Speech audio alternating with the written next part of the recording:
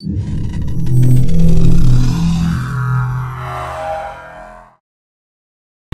ನ್ಯೂಸ್ಗೆ ಸ್ವಾಗತ. ನಾನು ಪ್ರಿಯಾ. ಈಗ ಹೆಡ್ಲೈನ್ಸ್. ಚನ್ನರಾಯಪಟ್ಟಣ ತಾಲೂಕು ಆಡಳಿತದಲ್ಲಿ ಭ್ರಷ್ಟಾಚಾರ. ಮೇ 2ರಂದು ಅಹೋರಾತ್ರಿ ಧರಣಿ. ಭ್ರಷ್ಟಾಚಾರ ವಿರೋಧಿ ವೇದಿಕೆಯಿಂದ ಗಂಭೀರ ಆರೋಪ. ಬೇಲೂರು ತಾಲೂಕಿನಲ್ಲಿ ಭಾರೀ ಮಳೆಗಾಳಿ. ಬಿರುಗಾಳಿ ಮಳೆಗೆ ಹಾರಿಹೋದ ಶಾಲಾ ಕೊಠಡಿ ಮೇಲ್ಚಾವಣಿ. ಕಳಪೆ ಕಾಮಗಾರಿಯಿಂದ ಕುಸಿತ ಎಂದು ಗ್ರಾಮಸ್ಥರ ಆಕ್ರೋಶ. ಉತ್ತಮ ಆರೋಗ್ಯಕ್ಕಾಗಿ ಮೆಡಿಟೇಷನ್. ಹಾಸನದಲ್ಲಿ ಯಶಸ್ವಿಗೊಂಡ ಧ್ಯಾನ ಚಕ್ರ. ಧ್ಯಾನ ಮಾಡಿದ ಸಾವಿರಾರು ಜನರು. ತಾಲೂಕಿನಲ್ಲಿ ಭ್ರಷ್ಟಾಚಾರವಿಲ್ಲದೆ ಆಡಳಿತವೇ ಇಲ್ಲ ಎಂಬಂತಾಗಿದೆ ಎಂದು ಭ್ರಷ್ಟಾಚಾರ ವಿರೋಧಿ ಆಂದೋಲನ ವೇದಿಕೆ ಸಂಚಾಲಕರಾದ ಮಂಜುನಾಥ್ ಸುದ್ದಿಗೋಷ್ಠಿಯಲ್ಲಿ ನೇರ ಆರೋಪ ಮಾಡಿದ್ದಾರೆ. ಅವರು ಪತ್ರಿಕಾಭವನದಲ್ಲಿ ಮಾತನಾಡಿ, ತಾಲೂಕಿನ ತಹಸೀಲ್ದಾರ್ ಅವರೇ ಭ್ರಷ್ಟಾಚಾರದಲ್ಲಿ ಮುಳುಗಿದ್ದಾರೆ. ಮೇ 2ರಂದು ತಾಲೂಕು ಕಚೇರಿ ಎದುರು ತಹಸೀಲ್ದಾರ್ ಅವರ ಭ್ರಷ್ಟಾಚಾರದ ವಿರುದ್ಧ ಸಾಕ್ಷಿಗಳು, ಆಡಿಯೋಗಳ ಸಮೇತ ಅಹೋರಾತ್ರಿ ಚಳುವಳಿ ಆರಂಭಿಸುವುದಾಗಿ ಹೇಳಿದ್ದಾರೆ. ಫೆಬ್ರವರಿ ಮಾಸದಲ್ಲಿ ಭ್ರಷ್ಟಾಚಾರ ವಿರೋಧಿ ಆಂದೋಲನ ವೇದಿಕೆ ಸತ್ಯಾಗ್ರಹ, ಧರಣಿ ಹೋರಾಟವನ್ನ ನಡೆಸಿತು. ತಹಸೀಲ್ದಾರ್ ಹಾಗೂ ಎಡಿಎಲ್ಆರ್ ನಮ್ಮ ಹೋರಾಟದ ಸ್ಥಳಕ್ಕಾಗಮಿಸಿ ಭರವಸೆಗಳನ್ನು ನೀಡಿ ಸಭೆ ಕರೆದಿದ್ರು. ಮಾರ್ಚ್ 15ರಂದು ಅವರ ಕಚೇರಿಯಲ್ಲಿ ಸಭೆ ನಡೆಯಿತು. ಚರ್ಚೆಗಳು ನಡೆದು ಕುಂದುಕೊರತೆಗಳು, ಭ್ರಷ್ಟಾಚಾರಕ್ಕೆ ಕಡಿವಾಣ ಹಾಕುವ ಬಗ್ಗೆ ಮತ್ತು ಭ್ರಷ್ಟಾಚಾರ ರಹಿತ ತಾಲೂಕು ಕಚೇರಿಯನ್ನ ತಾಲೂಕನ್ನ ಮಾಡಿ ಶುದ್ದೀಕರಣಕ್ಕೆ ಒತ್ತಾಯ ಮಾಡಲಾಗಿತ್ತು. ಆದರೆ ಈವರೆಗೂ ರೆಕಾರ್ಡ್ ರೂಮ್ ದಾಖಲೆಗೆ ರೈತರು ಅಲಿಯುವುದು ತಪ್ಪಿಲ್ಲ. ರೈತನ ರೋದನೆ ತಪ್ಪಿಲ್ಲ. ಅವ್ಯವಹಾರ ಕಡಿಮೆಯಾಗಿಲ್ಲ. ತಹಸೀಲ್ದಾರ್ ಬಳಿ ಅನೇಕ ಫೈಲ್ಗಳು ಬಾಕಿ ಉಳಿದಿದೆ. ಇದು ನಮ್ಮ ಅನುಮಾನಕ್ಕೆ ಕಾರಣವಾಗುತ್ತಿದೆ. ತಾಲೂಕು ಕಚೇರಿ ಭ್ರಷ್ಟಾಚಾರದ ಮೂಲ ಕೇಂದ್ರವಾಗಿದೆ. ತಹಸೀಲ್ದಾರ್ ಅವರೇ ಭ್ರಷ್ಟಾಚಾರಕ್ಕೆ ಒತ್ತು ನೀಡುತ್ತಿದ್ದಾರೆ ಎಂಬ ಬಗ್ಗೆ ನಮ್ಮಲ್ಲಿ ಸಂಪೂರ್ಣ ದಾಖಲೆಗಳು, ಆಡಿಯೋ ದಾಖಲೆಗಳಿವೆ. ಇದನ್ನು ಜನತೆಯ ಮುಂದೆ ಮೇ 2ರಂದು ತಾಲೂಕು ಕಚೇರಿ ಎದುರು ಸಾರ್ವಜನಿಕರ ಸಮ್ಮುಖದಲ್ಲಿ ಬಿತ್ತರಿಸಲಾಗುವುದು. ಆಡಿಯೋವೊಂದರಲ್ಲಿ ತಹಸೀಲ್ದಾರ್ ಅವರು 100 ಕೋಟಿ ರೂಪಾಯಿ ಹಣ ಮಾಡಿಕೊಂಡು ನಿವೃತ್ತಿ ಹೊಂದೋ ಬಗ್ಗೆ ಮಾತನಾಡಿದ್ದಾರೆ. ಇದು ನಮಗೆ ಆತಂಕ ತಂದಿದೆ. ತಾಲೂಕು ದಂಡಾಧಿಕಾರಿಗಳೇ ಈ ರೀತಿ ಹೇಳಿದ್ರೆ ಹೇಗೆ? ಭ್ರಷ್ಟಾಚಾರದ ಆಳ ಉದ್ದ ಅಳತೆ ಮಾಡಲಾಗುತ್ತಿಲ್ಲ. ನಮಗೆ ನ್ಯಾಯ ಸಿಗೋದಾದ್ರೂ ಹೇಗೆ? ಜಿಲ್ಲಾಧಿಕಾರಿಗಳು ಇವರ ವಿರುದ್ಧ ಕ್ರಮ ಕೈಗೊಂಡು ಇಲ್ಲಿಂದ ಎತ್ತಂಗಡಿ ಮಾಡಬೇಕು. ತಹಸೀಲ್ದಾರ್ ಹಟಾವೋ, ಚನ್ನರಾಯಪಟ್ಟಣ ಬಚಾವೋ ಕಾರ್ಯಕ್ರಮ ನಮ್ಮದಾಗಿದೆ. ತಾಲೂಕು ಆಡಳಿತವನ್ನ ಸರಿದಾರಿಗೆ ತರೋದು ಜನಪ್ರತಿನಿಧಿಗಳ ಕರ್ತವ್ಯ. ಈ ನಿಟ್ಟಿನಲ್ಲಿ ಅವರು ಸೋತಿದ್ದಾರೆ. ಗುಲಸಿಂದ ಮಹೇಶ್ ಅವರು ಮಾತನಾಡಿ, ವ್ಯವಸ್ಥೆ ಹಾಳಾಗಿದೆ. ತಹಸೀಲ್ದಾರ್ ಅವರು ವ್ಯವಸ್ಥೆ ಬಗ್ಗೆ ಮಾತನಾಡಿರೋ ಆಡಿಯೋಗಳನ್ನು ಬಿಡುಗಡೆ ಮಾಡಲಾಗುವುದು ಎಂದರು. ರೈತ ಮುಖಂಡ ರವಿ ಗೌಡಯ್ಯ ಮಾತನಾಡಿ, ತಾಲೂಕಿನ ಗೊಬ್ಬರದ ಅಂಗಡಿಗಳಲ್ಲಿ ದರ ಬೇಕಾಬಿಟ್ಟಿ ಇದೆ. ನಿಯಂತ್ರಣ ಇಲ್ಲವಾಗಿದೆ. ನ್ಯಾಯಬೆಲೆ ಅಂಗಡಿಗಳಲ್ಲಿ ಹಣ ವಸೂಲಿ ಮಾಡಲಾಗುತ್ತಿದೆ. ನ್ಯಾಯಬೆಲೆ ಅಂಗಡಿಗಳ ಮಾಲೀಕರು ಬಡವರಿಗೆ ಸೂಕ್ತವಾಗಿ ಅಕ್ಕಿ ನೀಡುತ್ತಿಲ್ಲ ಎಂದು ದೂರಿದ್ರು.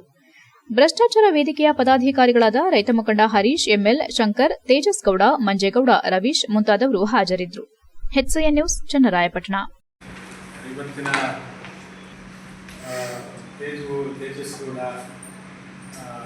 ಚಂದ್ರಣ್ಣ ಬರಗೂರು, ಆಮೇಲೆ HS ಮಂಜುನಾಥ್, ರವಿ ಗೌಡಯ್ಯ, ಗುಲಸಿಂದ ಮಹೇಶ್, ಹರೀಶ್ ಅವರು ರೈತ ಸಂಘ, ಹಾಗೆಯೇ ರಮೇಶ್ ಹುಳ್ಳವಳ್ಳಿ ಮತ್ತು ಇತರೆ ನಮ್ಮ ಸ್ನೇಹಿತರೆಲ್ಲರೂ ಕೂಡ ಭಾಗವಹಿಸಿದ್ದಾರೆ. ಏಕೆಂದರೆ ವಿವಿಧ ಸಂಘಟನೆಗಳು ಎಲ್ಲ ಮುಖಂಡರು ಸೇರಿ ಈ ಭ್ರಷ್ಟಾಚಾರ ವಿರೋಧಿ ಆಂದೋಲನ ವೇದಿಕೆಯನ್ನು ನಾವು ಮಾಡಿಕೊಂಡಿದ್ದೀವಿ.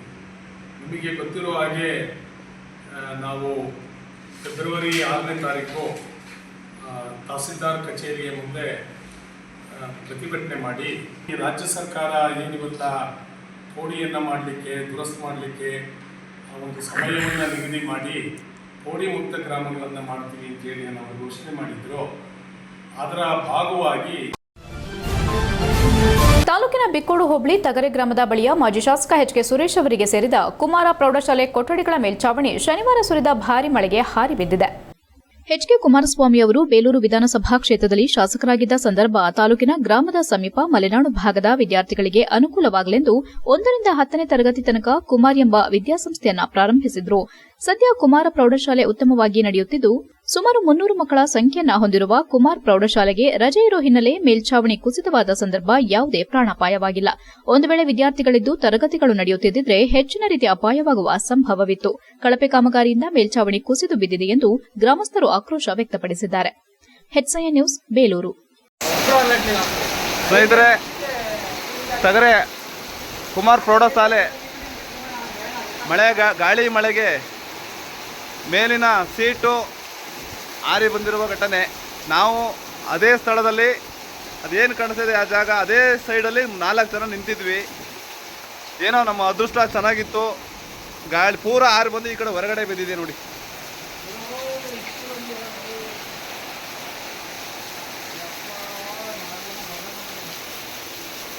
ಇವ್ರು 3 ಜನ.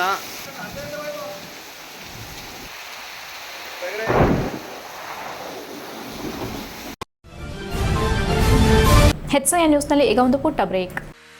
Welcome to Jaya International Public School, located in a peaceful, pollution-free area near RTO B. Katehalli, Hassan. Our experienced teachers use innovative methods to make learning engaging, providing personalized attention to each student. Each day begins with meditation and yoga for physical and mental well-being. Our assemblies combined learning and fun through inspiration, presentation. We offer specialized classes in abacus, Vedic math and presentation for NEET and JEE. The robotic labs encourages innovative, while our modern labs and well-stocked library provide the best learning tools. Beyond academics, we offer hobby classes in dance, music, karate, art and drawing. Safety is ensured with CCTV cameras and GPS equipped transportation. Our routine includes sports to promote fitness and teamwork. Jaya International Public School fosters excellence and joy in learning. We also excited to announce opening of Unit 2 Jaya Techno School in the 2025-26 academic year at KSRTC Layout, Arsikere Road, Hassan, with digital classroom, high-tech lab and innovative learning method. Visit us today and enroll now.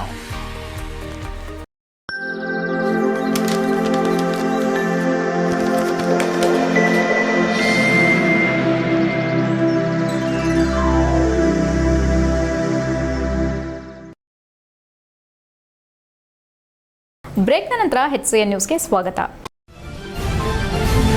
ನಗರದ BM ರಸ್ತೆ ಬಳಿ ಇರುವ ಜ್ಞಾನಾಕ್ಷಿ ಕಲ್ಯಾಣ ಮಂಟಪದಲ್ಲಿ ಹಾಸನ ನಾದ ಧ್ಯಾನ ಚಕ್ರ 5 meditation ಭಾನುವಾರದಂದು ಬೆಳಗ್ಗೆ ಸರಿಯಾಗಿ 9 ಗಂಟೆಗೆ ಉದ್ಘಾಟನೆಗೊಂಡು ಸತತ 3 ಗಂಟೆಗಳ ಕಾಲ ಯಶಸ್ವಿಯಾಗಿ ಜರುಗಿತು. ಸಾವಿರಾರು ಜನರು ಧ್ಯಾನದಲ್ಲಿ ಮಗ್ನರಾಗಿದ್ದರು.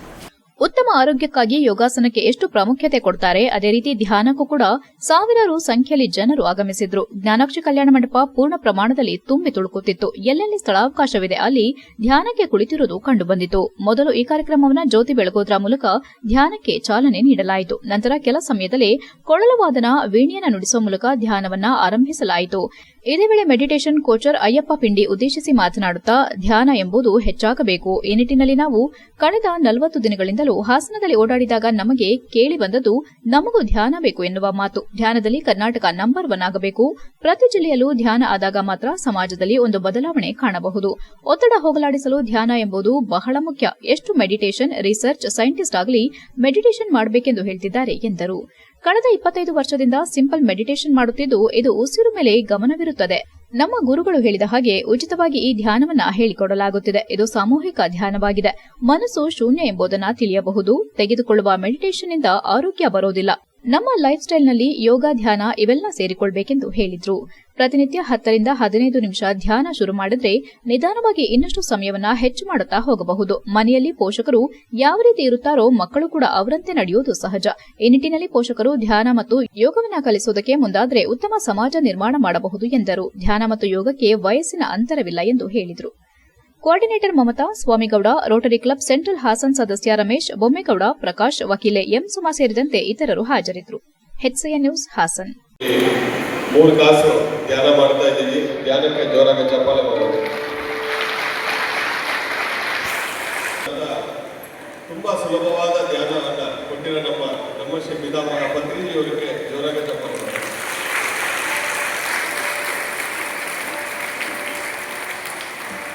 ಕರ್ನಾಟಕದಲ್ಲಿರೋ ಪ್ರತಿ ಜಿಲ್ಲೆಯಲ್ಲಿ, ಪ್ರತಿ ಡಿಸ್ಟ್ರಿಕ್ಟ್ ಅಲ್ಲಿ ಇಂಥ ಒಂದು ಕಾರ್ಯಕ್ರಮಗಳು ಆಗಬೇಕು. ತುಂಬಾ ಧ್ಯಾನ ಪ್ರಚಾರ ಆಗಬೇಕು. ಅವೇರ್ನೆಸ್ ಅನ್ನೋದು ಧ್ಯಾನ ಹೆಚ್ಚಾಗಬೇಕು. ಈ ಹಾಸನ ಪಟ್ಟಣದಲ್ಲಿ ಸುಮಾರು 40 ದಿವಸ ಓಡಾಡಿ ಎಲ್ಲ ಕಡೆನೂ ನಾವು ಧ್ಯಾನ ಪ್ರಚಾರ ಮಾಡಿದರೆ ಪ್ರತಿಯೊಬ್ಬರು ಒಂದೇ ಹೇಳ್ತಾ ಇದ್ದಾರೆ, ನಮಗೂ ಧ್ಯಾನ ಬೇಕು ಅಂತ ಕೇಳ್ತಾ ಇದ್ದಾರೆ. ಪ್ರಪಂಚದಲ್ಲಿ ಕರ್ನಾಟಕ ನಂಬರ್ 1 ಆಗಬೇಕು ಧ್ಯಾನದಲ್ಲಿ. ಪ್ರತಿ ಜಿಲ್ಲೆಯಲ್ಲಿ, ಪ್ರತಿ ಹಳ್ಳಿಯಲ್ಲಿ ಪ್ರತಿಯೊಬ್ಬರು ಧ್ಯಾನಿಗಳಾಗಬೇಕು. ಅವಾಗ ಮಾತ್ರನೇ ಬದಲಾವಣೆ ಅನ್ನೋದು ಭೂಮಿಗೆ ಬರುತ್ತೆ. ಅಷ್ಟು ತನಕ ಯಾವ ಪಿರಮಿಡ್ ಮಾಸ್ಟರ್ಗೆ ರೆಸ್ಟೇ ಇಲ್ಲ. Thank you very much. ತುಂಬ ಖುಷಿ ಆಗ್ತಾ ಇದೆ ನಿಮ್ಮನ್ನೆಲ್ಲ ನೋಡಿ. ಧ್ಯಾನ ಶುರು ಮಾಡೋಣ. ನಗರದ ಜಿಲ್ಲಾ ಕನ್ನಡ ಸಾಹಿತ್ಯ ಪರಿಷತ್ತು ಭವನದಲ್ಲಿ ಏಪ್ರಿಲ್ 29ರಂದು ಮಂಗಳವಾರ ಬೆಳಗ್ಗೆ 11 ಗಂಟೆಗೆ ಮಲೆನಾಡು ರಕ್ಷಣಾ ವೇದಿಕೆ ಉದ್ಘಾಟನೆ ಮತ್ತು ಪದಗ್ರಹಣ ಕಾರ್ಯಕ್ರಮ ಜರುಗಲಿದೆ ಎಂದು ಸೇನೆಯ ಸಂಸ್ಥಾಪಕ ಡಾ ಸಾಗರ್ ಜಾನಕೆರೆ ತಿಳಿಸಿದರು. ಪತ್ರಿಕಾಗೋಷ್ಠಿಯಲ್ಲಿ ಶನಿವಾರ ಮಾತನಾಡಿ, ಕಾರ್ಯಕ್ರಮದಲ್ಲಿ ದಿವ್ಯ ಸಾನ್ನಿಧ್ಯವನ್ನ ಸಕಲೇಶಪುರ ತಾಲೂಕು ಏಸಳೂರಿನ ತೆಂಕಲಗೂಡು ಬೃಹನ್ ಮಠದ ಶ್ರೀ ಚನ್ನಸಿದ್ದೇಶ್ವರ ಶಿವಾಚಾರ್ಯ ಸ್ವಾಮೀಜಿ ವಹಿಸುವರು. ಉದ್ಘಾಟನೆಯನ್ನು ಸುಪ್ರೀಂ ಕೋರ್ಟ್ ನಿವೃತ್ತ ನ್ಯಾಯಾಧೀಶ ಸಂತೋಷ್ ಹೆಗ್ಡೆ ನೆರವೇರಿಸಲಿದ್ದಾರೆ. ಕಾರ್ಯಕ್ರಮದಲ್ಲಿ ಭಾರತೀಯ ಸೇವಾ ಸಮಿತಿ ರಾಷ್ಟ್ರೀಯ ಅಧ್ಯಕ್ಷ ಎಂ ರಾಮಚಂದ್ರ, ಅಖಿಲ ಭಾರತ ಅಯ್ಯಪ್ಪ ಸೇವಾ ಸಂಘದ ರಾಜ್ಯಾಧ್ಯಕ್ಷ ಉಮೇಶ್, ಯುವ ಕರ್ನಾಟಕ ರಾಜ್ಯಾಧ್ಯಕ್ಷ ರೂಪೇಶ್ ರಾಜಣ್ಣ, ಅಮರ್, ಬಸವರಾಜು, ಮುನಿಮಾರಪ್ಪ ಹಾಗೂ ಮುಖ್ಯ ಅತಿಥಿಯಾಗಿ ಶಾಸಕ ಸ್ವರೂಪ್, ಮಾಜಿ ಶಾಸಕ ಪ್ರೀತಂಜೇಗೌಡ, ಸಿಮೆಂಟ್ ಮಂಜು ಇತರರು ಭಾಗವಹಿಸುವುದಾಗಿ ಹೇಳಿದರು. ಪತ್ರಿಕಾಗೋಷ್ಠಿಯಲ್ಲಿ ಮಲೆನಾಡು ರಕ್ಷಣಾ ಸೇನೆ ಜಿಲ್ಲಾಧ್ಯಕ್ಷ ಬಿಎಸ್ ದರ್ಶನ್, ಮಂಜುದ್ರು ಉಲ್ಲೇನಹಳ್ಳಿ, ಜಿಲ್ಲಾ ಉಪಾಧ್ಯಕ್ಷ ನಾಗೇಂದ್ರ, ಉಸ್ತುವಾರಿ ಚಂದ್ರಶೇಖರ್ ಇತರರು ಉಪಸ್ಥಿತರಿದ್ದರು. HCN news Hassan. ಸೇನೆಯ ಸಂಘಟನೆ ಸಮಾಜದಲ್ಲಿ ಒಳ್ಳೊಳ್ಳೆಯ ಕೆಲಸಗಳನ್ನು ಮಾಡಿಕೊಂಡು ಬರ್ತಾ ಇದೆ. ಹಾಗೆ ನಿಮ್ಮಗಳ ಮಾರ್ಗದರ್ಶನ ಹಾಗೆ ನಿಮ್ಮ ಸಹಕಾರದಿಂದ ಇವತ್ತು ಹಾಸನದ ಜಿಲ್ಲಾ ಘಟಕವನ್ನು ಉದ್ಘಾಟನೆ ಮಾಡಬೇಕು ಅಂತ ಹೇಳಿ ಮಲೆನಾಡು ರಕ್ಷಣಾ ಸೇನೆ ನಿರ್ಧರಿಸಿರುತ್ತೆ. ಅದರಂತೆ ದಿನಾಂಕ 29/4/2025 ಮಂಗಳವಾರ ಕನ್ನಡ ಸಾಹಿತ್ಯ ಪರಿಷತ್ ಹಾಸನದಲ್ಲಿ ನಾವು ಜಿಲ್ಲಾ ಘಟಕದ ಉದ್ಘಾಟನೆ ಮತ್ತು ಹಾಗೂ ಜಿಲ್ಲಾಧ್ಯಕ್ಷರ ಪದಗ್ರಹಣ ಕಾರ್ಯಕ್ರಮ ಮತ್ತು ಸಕಲೇಶಪುರದ ತಾಲೂಕು ಅಧ್ಯಕ್ಷರ ಪದಗ್ರಹಣ ಕಾರ್ಯಕ್ರಮವನ್ನು ಹಮ್ಮಿಕೊಂಡಿರ್ತೀವಿ. ಈ ಕಾರ್ಯಕ್ರಮಕ್ಕೆ HCN ನ್ಯೂಸ್ನಲ್ಲಿ ಈಗ ಒಂದು ಪುಟ್ಟ ಬ್ರೇಕ್. ಹಾಸನದಲ್ಲಿ 28 ವರ್ಷಗಳಿಂದ ಜನತೆಗೆ ಅತ್ಯುತ್ತಮವಾದ ವೈದ್ಯಕೀಯ ಸೇವೆಯನ್ನು ನೀಡುತ್ತಿರುವ Hemavathi multi speciality hospital Hassan. ನಮ್ಮಲ್ಲಿ ದಿನದ 24 ಗಂಟೆಯೂ ಆಕ್ಸಿಡೆಂಟಲ್ ಇಂಜುರೀಸ್ ಮತ್ತು ಎಮರ್ಜೆನ್ಸಿ ಸರ್ವಿಸ್ಗಳನ್ನು ಹೊಂದಿದೆ. ಹೇಮಾವತಿ ಆಸ್ಪತ್ರೆಯ ಡಾಕ್ಟರ್ ನಿಖಿಲ್ ಆರ್ ಭಟ್ ರವರು ಎಂಎಸ್ ಆರ್ಥೋಪೆಡಿಕ್ನಲ್ಲಿ ಚಿನ್ನದ ಪದಕ ಪಡೆದು Singapore general ಹಾಸ್ಪಿಟಲ್ನಲ್ಲಿ fellowship in joint replacement ಸರ್ಜರಿಯ ಪದವಿ ಪಡೆದು ಸೇವೆಯನ್ನ ಸಲ್ಲಿಸಿರುತ್ತಾರೆ.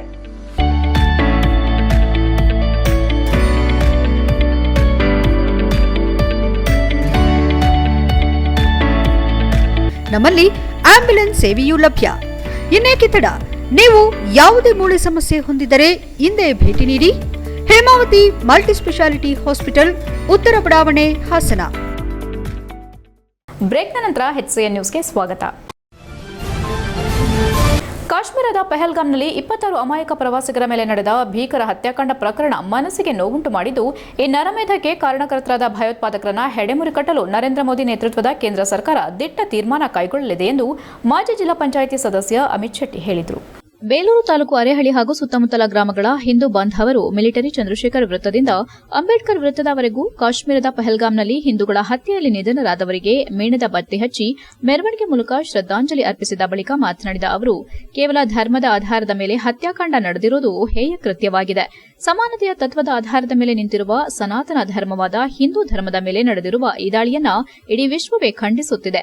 ಇದು ಕಾಶ್ಮೀರದಲ್ಲದ ಸ್ಥಿತಿ ಭಾರತದ ಇತರೆ ಭಾಗಗಳಲ್ಲೂ ನಡೆಯಬಹುದು. ಈ ನಿಟ್ಟಿನಲ್ಲಿ ಪಕ್ಷಭೇದ, ಜಾತಿ ಭೇದ ಮರೆತು ಎಲ್ಲರೂ ಒಂದಾಗಿ ಇಂತಹ ನೀಚ ಕೃತ್ಯವನ್ನ ಖಂಡಿಸಬೇಕು. ವಿಶ್ವನಾಯಕ ನರೇಂದ್ರ ಮೋದಿ ಅವರು ಭಯೋತ್ಪಾದನೆಯನ್ನ ಪ್ರೋತ್ಸಾಹಿಸುತ್ತಿರುವ ಪಾಕಿಸ್ತಾನವನ್ನ ವಿಶ್ವ ಭೂಪಟದಲ್ಲಿ ಇರದಂತೆ ಕಠಿಣ ನಿರ್ಧಾರ ತೆಗೆದುಕೊಳ್ಳಬೇಕು. ಭಯೋತ್ಪಾದನೆ ಇರುವವರೆಗೂ ಯಾವುದೇ ದೇಶ ಅಭಿವೃದ್ಧಿ ಹೊಂದಲು ಸಾಧ್ಯವಿಲ್ಲ. ಹಾಗಾಗಿ ಭಯೋತ್ಪಾದನೆ ನಿರ್ಮೂಲನೆ ಮಾಡಲು ಪ್ರತಿಯೊಬ್ಬ ಭಾರತೀಯನೂ ದೇಶದ ಜೊತೆ ಕೈಜೋಡಿಸಬೇಕು ಎಂದರು. ಈ ವೇಳೆ ಅರೇಹಳ್ಳಿ ಹಾಗೂ ಸುತ್ತಮುತ್ತಲ ಗ್ರಾಮಗಳ ಹಿಂದೂ ಬಾಂಧವರು, ಮುಖಂಡರು ಹಾಜರಿದ್ದರು. HCN news, Belur. ನರೇಂದ್ರ ಮೋದಿ ಅವರು ಎಷ್ಟು ಪ್ರಯತ್ನ ಪಟ್ಟರೂ ಸಹ ವಿಶ್ವದಲ್ಲೇ ಪ್ರಸಿದ್ಧವಾದಂತಹ ಪ್ರವಾಸ ತಾಣವಾದಂತಹ ಕಾಶ್ಮೀರದಲ್ಲಿ, ಏನು ಕಾಶ್ಮೀರವು ನಮ್ಮ ಹೇಳ್ತೀವಿ, ಜಮ್ಮು ಮತ್ತು ಕಾಶ್ಮೀರ ಭಾರತ ಮಾತೆಯ ಸಿಂಧೂರ ಅಂತ ನಾವೆಲ್ಲ ಘೋಷಣೆ ಮಾಡ್ತೀವಿ. ಅಂತ ಪ್ರದೇಶದಲ್ಲಿ ಭಯೋತ್ಪಾದನೆಯರು ಕೇವಲ ಧರ್ಮದ ನಿಟ್ಟಿನಲ್ಲಿ ಕೇವಲ ಧರ್ಮವನ್ನು ಹಿಡ್ಕೊಂಡು ಸ್ಪಷ್ಟೀಕರಣ ಹಿಡ್ಕೊಂಡು ಭೀಕರ ಹತ್ಯೆಯನ್ನ 22 ಹತ್ಯೆ ಅವತ್ತು ಆಯ್ತು. 26 ಹತ್ಯೆಗಳನ್ನ ಮಾಡಿದಾಗ ಬಹಳ ಒಂದು ದುಃಖದ ಸಂಗತಿ ಆಗುತ್ತೆ. ಯಾಕೆಂದ್ರೆ ಆ ಹತ್ಯೆಯು ಕೇವಲ ಒಂದು ಜಾತಿಗೆ ಸೀಮಿತ ಆಗಿಲ್ಲ, ಧರ್ಮಕ್ಕೆ ಸೀಮಿತ ಆದಂತ ಹತ್ಯೆ ಆಗಿರುತ್ತೆ. ಯಾಕೆಂದ್ರೆ ನಾವೆಲ್ಲ ಮೊಬೈಲ್ ಅಲ್ಲಿ ನೋಡಿರ್ಬೋದು, ವಾಟ್ಸ್ಆಪ್ ಅಲ್ಲಿ ನೋಡಿರ್ಬೋದು, ಫೇಸ್ಬುಕ್ ಅಲ್ಲಿ ನೋಡಿರ್ಬೋದು, ಯಾವ ರೀತಿಯಲ್ಲಿ ಹತ್ಯೆ ಮಾಡ್ತಾರೆ. ಆ ಕುಟುಂಬಗಳು ಎಷ್ಟು ಸುಖಕರ ಸಂತೋಷದಲ್ಲಿ ಅಲ್ಲಿ ಪ್ರವಾಸ ತಾಣಿದ್ದಾಗ ಅವರನ್ನ ಟಾರ್ಗೆಟ್ ಮಾಡಿ ಅಡ್ಡ ಹಾಕಿ ಅಟ್ಟಹಾಸ ಮಾಡಿ ಯಾರ್ಯಾರು ಪ್ರಸ್ತುತ ದಿನಗಳಲ್ಲಿ ಧರ್ಮ ಮತ್ತು ರಾಜಕಾರಣ ಸೇರಿದಂತೆ ಇತರೆಗಳಿಗೆ ದಾರಿ ತಪ್ಪಿದ್ದು ಅವುಗಳಿಗೆ ಸರಿದಾರಿಗೆ ಕೊಂಡೊಯ್ಯುವ ಕೆಲಸವನ್ನ ಕಾವ್ಯಗಳು ಮಾಡಬೇಕೆಂದು ಬಿಎಂ ಶ್ರೀ ಪ್ರತಿಷ್ಠಾಪನಾ ಅಧ್ಯಕ್ಷ ಡಾಕ್ಟರ್ ಬೈರಮಂಗಲ ರಾಮೇಗೌಡ ತಿಳಿಸಿದರು.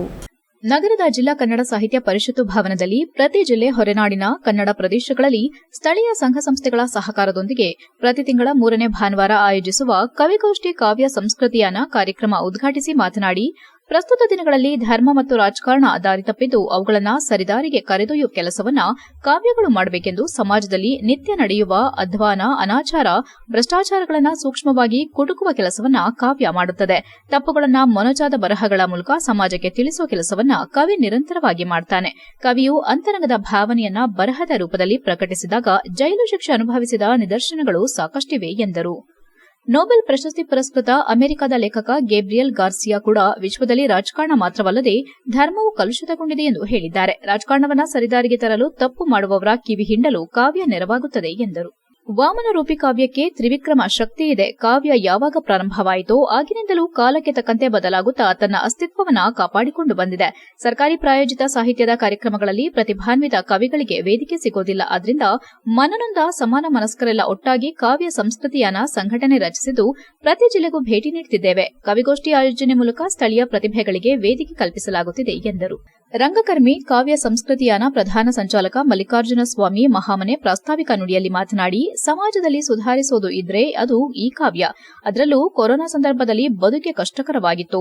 ಈ ಸಂದರ್ಭದಲ್ಲಿ ಚೈತನ್ಯ ತುಂಬಿರೋದು ಈ ಕವಿತೆ. ಹೊಸ ಚೈತನ್ಯ ಕಾವ್ಯ ಎಂಬುದು ಒಂದು ಸಮಾಜಕ್ಕೆ ಸರಳ ಬದುಕು ನೀಡಿತು, ಹೃದಯಕ್ಕೆ ತಟ್ಟಿತು. ಕಾವ್ಯ ಎಂಬುದು ಯಾರೊಬ್ಬರ ಸ್ವತ್ತಲ್ಲ, ಸಾಮಾನ್ಯ ಜನರ ಸೊತ್ತು. ಕಾವ್ಯ ಬರೆಯುವಾಗ ಯಾವ ಶ್ರೀಮಂತಿಕೆ ಕಾಣೋದಿಲ್ಲ ಎಂದು ಇಡೀ ದೇಶದಲ್ಲಿ ಏನು ಕಾಡುತ್ತಿದೆ ಆ ಬಗ್ಗೆ ಯೋಚನೆ ಮಾಡಬೇಕು ಎಂದರು.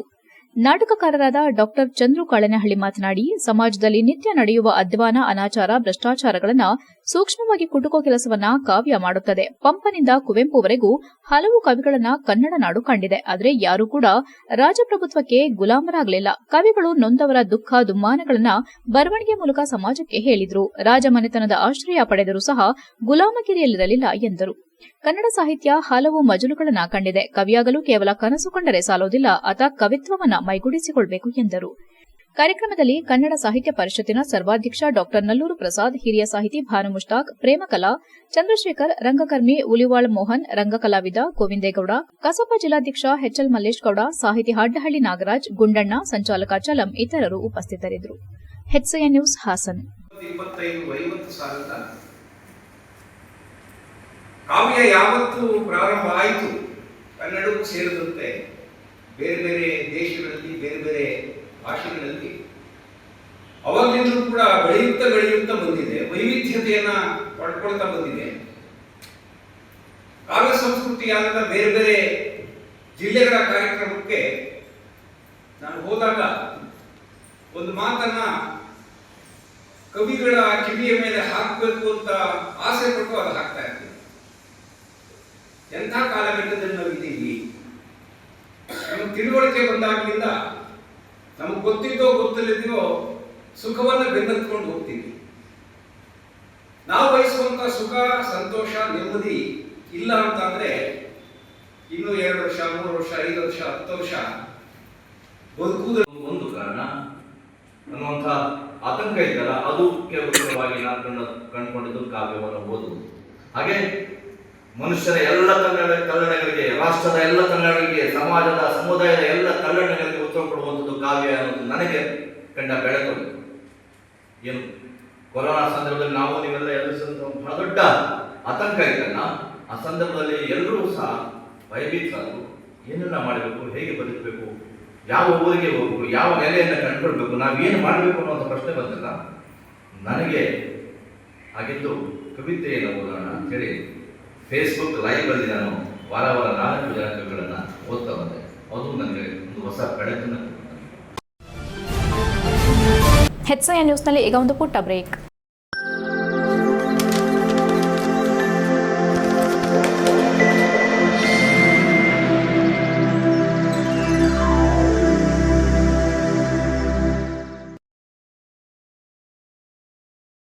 ಬ್ರೇಕ್ನ ನಂತರ HCN ನ್ಯೂಸ್ಗೆ ಸ್ವಾಗತ.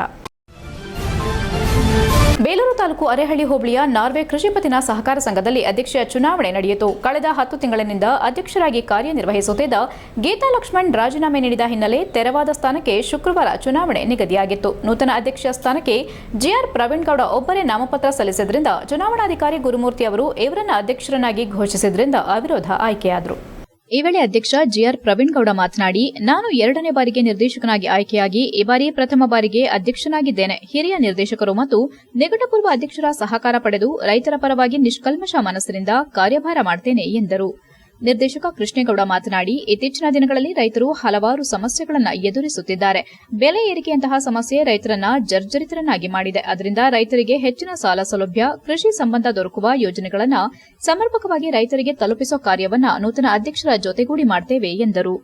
ಈ ವೇಳೆ ಡಿಸಿಸಿ ಬ್ಯಾಂಕ್ ನಿರ್ದೇಶಕ ಎಂಎ ನಾಗರಾಜ್, ಮೇಲ್ವಿಚಾರಕ ದಿನೇಶ್, ಸೋಮಯ್ಯ, ದೇವರಾಜ್, ಮಧುಕುಮಾರ್, ಗೀತಾ, ಚೇತನ್ ಕುಮಾರ್, ಸಿಇಒ ಜ್ಯೋತಿ ಎಸ್, ಶ್ರೀಕಾಂತ್, ಮಲ್ಲಿಕಾರ್ಜುನ್ ನಾರ್ವೆ, ರಾಜಶೇಖರ್, ಸಂಪತ್, ಹೇಮರಾಜ್ ಸೇರಿದಂತೆ ಗ್ರಾಮಸ್ಥರು ಹಾಜರಿದ್ದರು. HCN news, Belur. ನಾರ್ವೆ ಪ್ರಾಥಮಿಕ ಕೃಷಿ ಪತ್ತಿನ ಸಹಕಾರ ಸಂಘದ ಚುನಾವಣಾ ಪ್ರಕ್ರಿಯೆ ನಡೆದಿದ್ದು ಅಧ್ಯಕ್ಷರಾಗಿ ಪೇಟ್ನವರು ಹಾಕಿದರು. ಈ ಸಂದರ್ಭದಲ್ಲಿ ನಮ್ಮೆಲ್ಲರಿಗೂ ಅವರಿಗೂ ಸಹ ಶುಭ ಹಾರೈಸುತ್ತಾ ಈ ದಿವಸ ನಮ್ಮ ಕರೆಗೆ ಹೋಗ್ಬಿಟ್ಟು ಬೇಲೂರು ತಾಲೂಕಿನ ಡಿಸಿಸಿ ಬ್ಯಾಂಕ್ ನಿರ್ದೇಶಕರು ಹಾಗೂ ಡಿಸಿಸಿ ಬ್ಯಾಂಕ್ ಮಾಜಿ ಉಪಾಧ್ಯಕ್ಷರು ಅಂತ ನಾಗರಾಜರವರೇ ಹಾಗೂ ಚುನಾವಣೆ ನಡೆಸಿದಂಥ ಚುನಾವಣಾಧಿಕಾರಿಗಳು ಹಾಗೂ ಇಲ್ಲಿ ಸೇರುವ ಎಲ್ಲ ಮಾನ್ಯ ನಿರ್ದೇಶಕರೇ. ಕೊನೆಯಲ್ಲಿ ಮತ್ತೊಮ್ಮೆ ಮುಖ್ಯಾಂಶಗಳು. ಚನ್ನರಾಯಪಟ್ಟಣ ತಾಲೂಕು ಆಡಳಿತದಲ್ಲಿ ಭ್ರಷ್ಟಾಚಾರ. ಮೇ 2ರಂದು ಅಹೋರಾತ್ರಿ ಧರಣಿ. ಭ್ರಷ್ಟಾಚಾರ ವಿರೋಧಿ ವೇದಿಕೆಯಿಂದ ಗಂಭೀರ ಆರೋಪ. ಬೇಲೂರು ತಾಲೂಕಿನಲ್ಲಿ ಭಾರೀ ಮಳೆಗಾಳಿ. ಬಿರುಗಾಳಿ ಮಳೆಗೆ ಹಾರಿಹೋದ ಶಾಲಾ ಕೊಠಡಿ ಮೇಲ್ಚಾವಣಿ. ಕಳಪೆ ಕಾಮಗಾರಿಯಿಂದ ಕುಸಿತ ಎಂದು ಗ್ರಾಮಸ್ಥರ ಆಕ್ರೋಶ. ಉತ್ತಮ ಆರೋಗ್ಯಕ್ಕಾಗಿ ಮೆಡಿಟೇಷನ್. ಹಾಸನದಲ್ಲಿ ಯಶಸ್ವಿಗೊಂಡ ಧ್ಯಾನ ಚಕ್ರ. ಧ್ಯಾನ ಮಾಡಿದ ಸಾವಿರಾರು ಜನರು. ಇಷ್ಟೊತ್ತು ನೀವು ನೋಡಿದ್ದು ಹಾಸನದ ಸುದ್ದಿ, ಅಂದ್ರೆ HCN ನ್ಯೂಸ್.